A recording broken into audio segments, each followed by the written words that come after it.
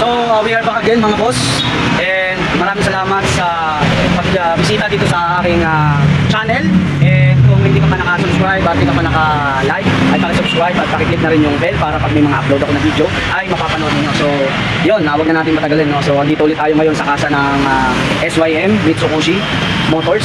Na kung saan ipapakita ko sa inyo yung 125cc ng Yamaha, na kung saan meron na rin si Mitsukoshi na 125cc scooter na nandito sa loob na yan. So, ipapakita ko sa inyo. So, tara, let's go.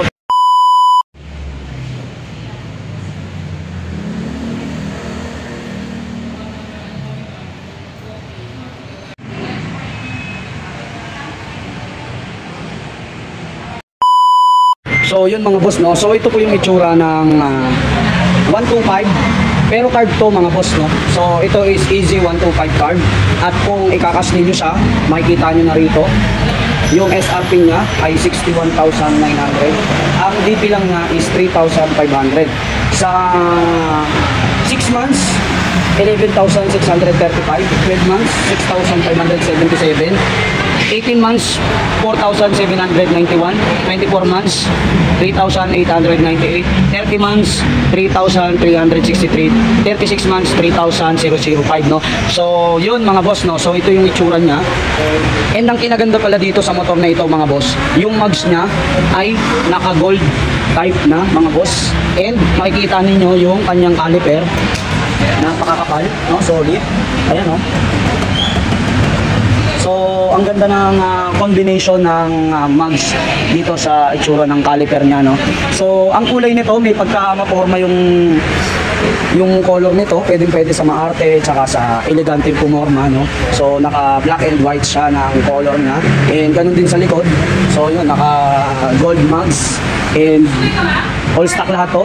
So, yun, meron din siya rito na kickstart, no. So yun din kasi ang advantage ng motor kapag may kickstart, just in case na hindi natin mapagana yung push start, is pwede natin siyang gamitan ng kickstart, no. So yun mga boss, naka 125cc na rin po. And meron na pala itong charging. Yan, oh, may charging station na siya, no. So yun, may charging station, may hazard, may high beam, low beam, turn signal, left turn signal, and may busina, may push start, may ilaw.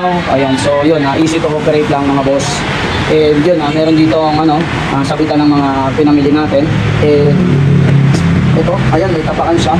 So yun mga boss, no. Sa mga interested mga boss kung kumuha ng unit na ito, meron pang available dito mga boss, dito sa Casa. Malapit lamang ito sa boundary ng Tunasan, San Pedro. Ayan, so ito yung isang kulay niya mga boss. So ito yung isang kulay niya. Ayan, so meron pang available na kulay dito mga boss. At kung gusto niyo kumuha ng unit, ayan, punta na lamang kayo dito mga boss. So yun, maraming salamat pala sa pagbisita dito sa aking channel. And yun, mag-follow na kayo, mag-subscribe sa aking channel. So yun, thank you so much sa inyo. And yun, see you on my next video.